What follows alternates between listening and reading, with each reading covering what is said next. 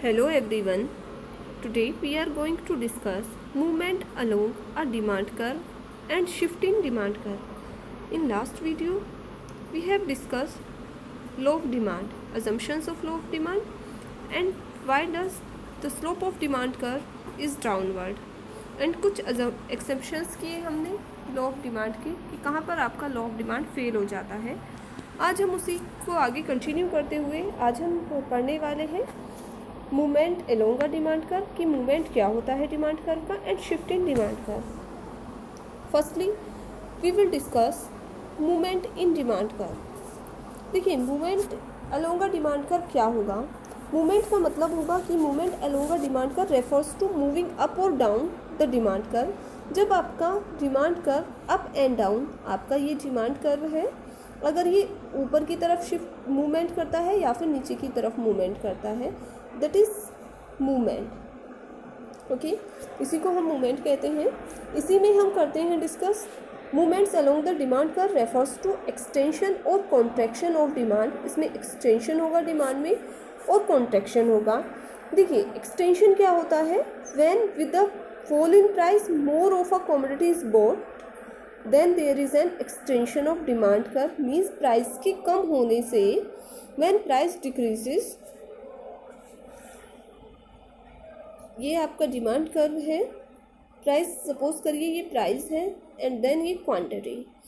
If price is fall, अगर आपका price कम हो जाए, पी से P1 हो जाए, then demand for a commodity is increases Q2 Q1, that is extension of demand curve. ये आपका एक्सटेंशन होगा। इसको एक शेड्यूल के थ्रू समझ लेते हैं। सपोज करिए ये आपका PX है,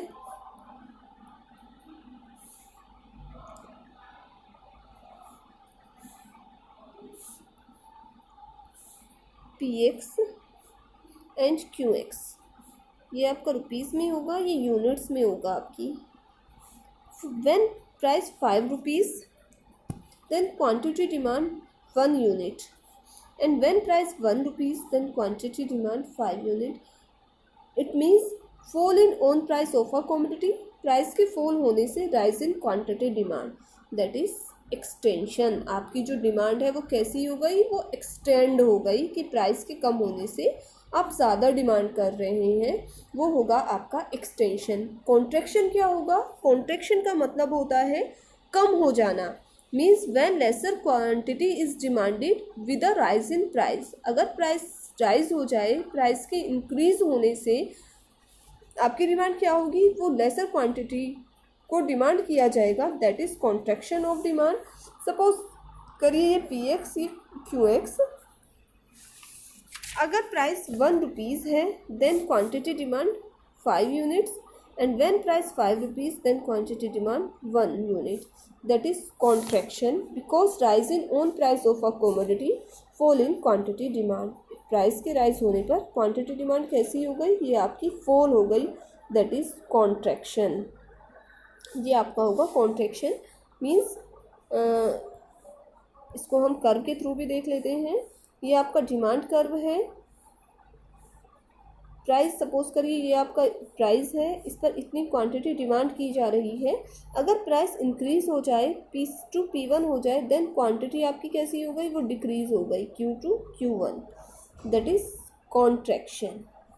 ठीक है, तो ये होगा आपका कॉन्ट्रैक्शन। नाउ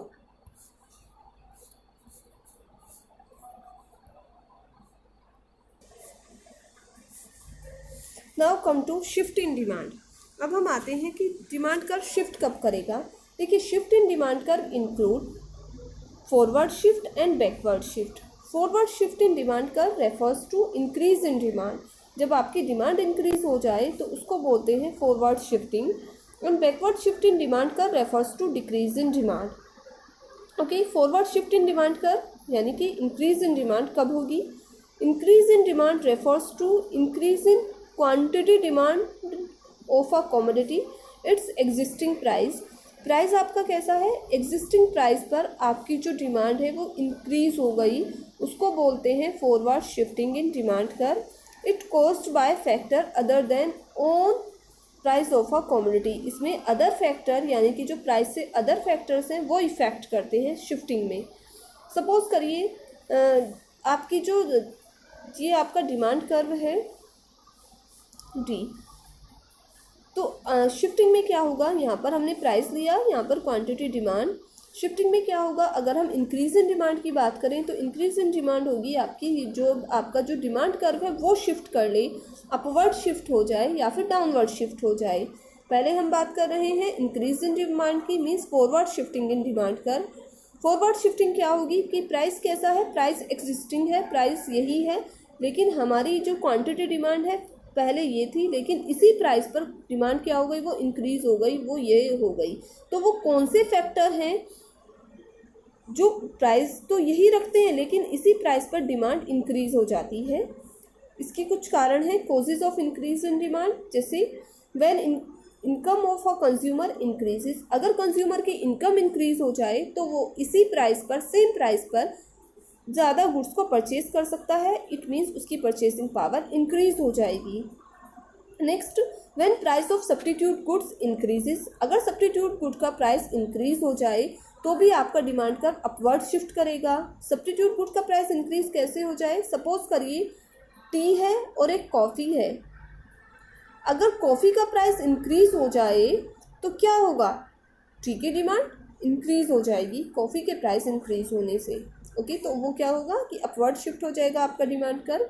या फिर when price of complementary goods fall, complementary goods का प्राइस फॉल हो जाए, कम हो जाए, कम होने से क्या होगा, डिमांड इंक्रीज हो जाएगी। फॉर एग्जांपल एक कार है और एक पेट्रोल है, अगर पेट्रोल के प्राइसेस आपकी कम हो जाएं then demand of car is increases, car की जो डिमांड है वो इंक्रीज हो जाएगी।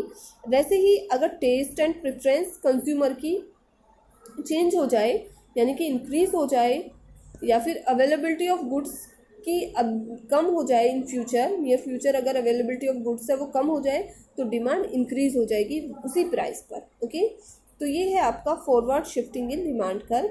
Now come to backward shifting in demand curve. Backward shifting कैसी होगी, सपोज करिए ये आपका डिमांड कर्व है, ये प्राइस है, ये क्वांटिटी डिमांड है, ये एक्स है, ये वाई है, ये डिमांड कर्व आपका बैकवर्ड शिफ्ट करे, बैकवर्ड बेंडिंग हो जाए, बैकवर्ड शिफ्ट कर जाए, यानी कि डिमांड D1 टू डी से D1 और D1 हो जाए। इसके क्या कारण होंगे, इसका मेन रीज़न तो यही होगा कि प्राइस तो देखो सेम है, इसी प्राइस पर आपकी जो डिमांड पहले आप इतना कर रहे थे वो डिक्रीज हो गई सेम प्राइस पर।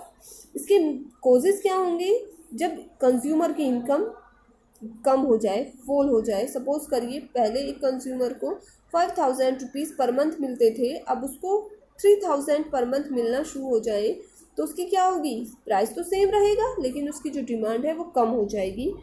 या फिर when price of substitute goods decreases, substitute goods के प्राइस डिक्रीज हो जाएं तब भी क्या होगा, डिमांड बैकवर्ड शिफ्ट करेगी।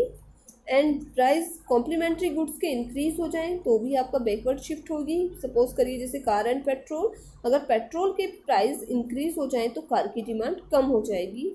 And taste of preference against the commodity due to change in fashion और क्लाइमेट, मतलब टेस्ट और प्रेफरेंस अगेंस्ट हो जाएं फैशन और क्लाइमेट की तो भी आपकी डिमांड कैसी होगी, वो डिक्रीज हो जाएगी। या फिर कंज्यूमर को ये एक्सपेक्टेशन हो कि जो नियर फ्यूचर है उसमें किसी कमोडिटी की अवेलेबिलिटी ज़्यादा होने वाली है तो भी आपकी डिमांड, आप फ्यूचर में ज़्यादा खरीद लेंगे, आप एक्सपेक्ट किया ना आपने कि फ्यूचर में इसकी अवेलेबिलिटी बढ़ने वाली है, तो इन प्रेजेंट में आपकी जो डिमांड है वो कम हो जाएगी। ये है आपकी shift in demand curve. Okay, shifting में क्या होगा, अपवर्ड शिफ्ट और डाउनवर्ड शिफ्ट, ये मैंने आपको एक्सप्लेन कर दिया है। And extension and contraction in demand curve, ये भी मैंने आपको बता दिया है। ओके, आज के लिए सिर्फ इतना ही। Okay, thank you.